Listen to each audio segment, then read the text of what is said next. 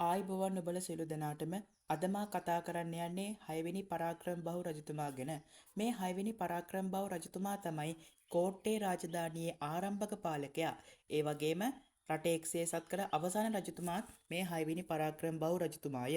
ඉතින් මේ 6 වෙනි පරාක්‍රම බහු රජතුමාගේ කාලේ යාපනයේ ආර්ය චක්‍රවර්ති කියලා කුමාරවරු 12 දෙනෙක් රට පාලනය කරනවා.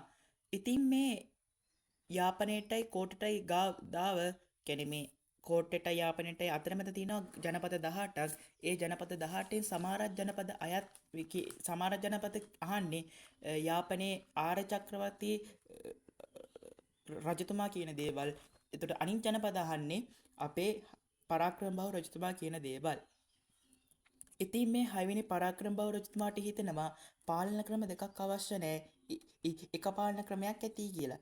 ඒකින්ද 6 වෙනි පරාක්‍රම බහු රජතුමා එයාගේ පුතා වන සපුමල් කුමරුට කියනවා ගිහිල්ලා යාපනයේ ආර්ය චක්‍රවර්ති රජතුමාව රටින් පන්නලා යාපනය බේරගෙන එන්න කියලා. ඉතින් සපුමල් කුමරු ගිහිල්ලා යාපනයේ ආර්ය චක්‍රවර්ති රජතුමා සමග සටන් කළා ඒ රජතුමාව රටින් පන්නලා යාපනය බේරගෙන ආයි රජතුමා ගාවට එනවා. ඊට පස්සේ 6 වෙනි පරාක්‍රම බහු රජතුමා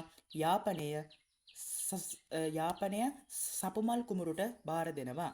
ඉතින් මේ එහෙම බාර දීලා ටික කාලයක් ගියාට පස්සේ දැදිගම ජෝතිය නම් සිටුවරයෙක් රජුට විරුද්ධව කැරැල්ලක් ඇති කරනවා.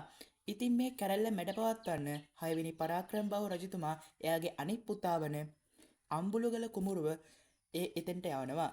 ඉතින් අම්බුලුගල කුමරු දැදිගමට ගොස් ඒ ජෝතිය සිටුවරයාගේ කණින් අල්ලලා රජතුමා ළඟට ගෙන්නනවා. රජතුමා ඒ ජෝතිය සිටුවරයාව සිරගත කරනවා. ඉතින් ඊට පස්සේ මේ 6 වෙනි පරාක්‍රම බහු රජතුමා එයාගේ අම්බුලගල කුමරුට දැදිගම බාර දෙනවා. ඉතින් යාපනයේ දෙනවා සපුමල්ට, දැදිගම දෙනවා අම්බුලුගලට. ඉතින් 6 වෙනි පරාක්‍රම බහු රජතුමා කෝට්ටේ පාලනය කරනවා. ඉතින් ඔන්නෝම